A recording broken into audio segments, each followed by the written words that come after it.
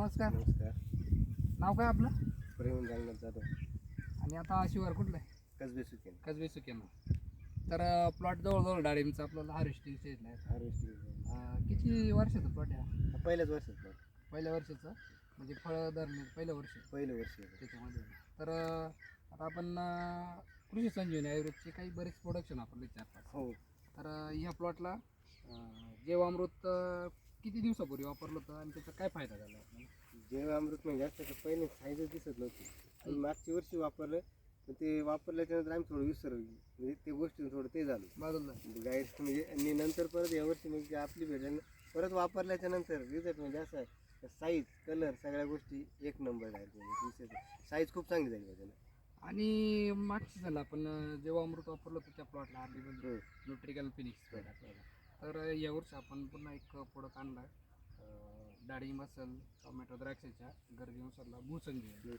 तर त्याचे आपण याला एक ॲप्लिकेशन जेव्हा अमृत आणि 2 ॲप्लिकेशन भूसंजीवनी. तर भूसंजीवनीचा जो दिलंय तर तुम्ही त्यावेळेस मला सांगत होते का याला बऱ्यापैकी भरपूर झालं. आता याचं फक्त झाड फ्रेश राहिलं तरी खूप झालं, कारण पहिल्या वर्षाच्या मानाने लोड खूप माल खूप आहे.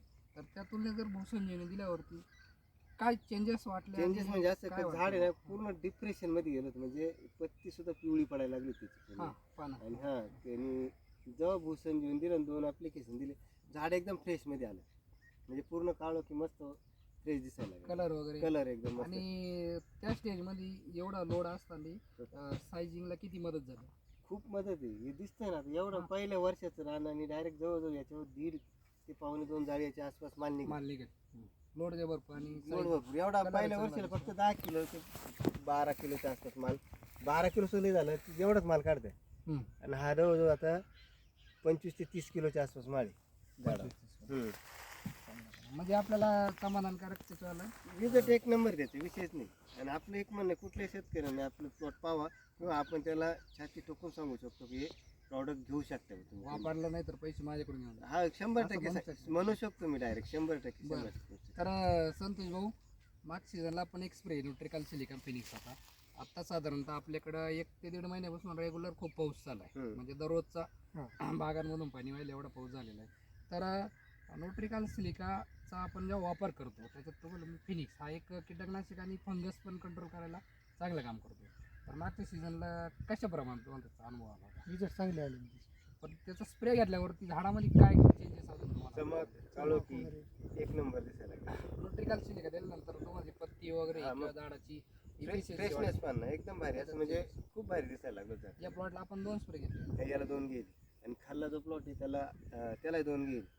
तो प्लॉट पूर्ण कॉलॅप झाला होता, म्हणजे का हा प्लॉट होणारच नाही अशी परिस्थिती होती. का त्याची साईज होणार नाही, जेवढे यायचे ना ते सांगायचे साईजच होणार नाही, तेच होणार नाही.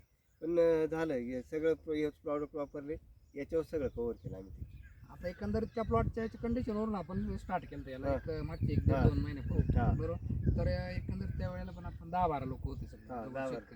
तर त्यांचं आता समजा काही नाही प्लॉट पाहिले का, काय त्यांचं ओपिनियन? ते पाहिले ना प्लॉट, ते डायरेक्ट चेंज पाहिलं ना ते म्हणजे तुम्ही काय केलं म्हटलं. आता काही नाही, समोर दाखवलं हेच करेल म्हटलं, याच्यापेक्षा वेगळं काही केलं नाही बस.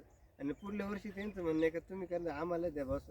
100% घ्या, विषय नाही. आणि आपल्या भरोश्यावर वापरा, वाटलं तर अजून म्हणतो मी काय दुकानदाराच्या नका वापरू, आपल्या शेतकऱ्याच्या भरोश्यावर वापरा, एवढं सांगितलं.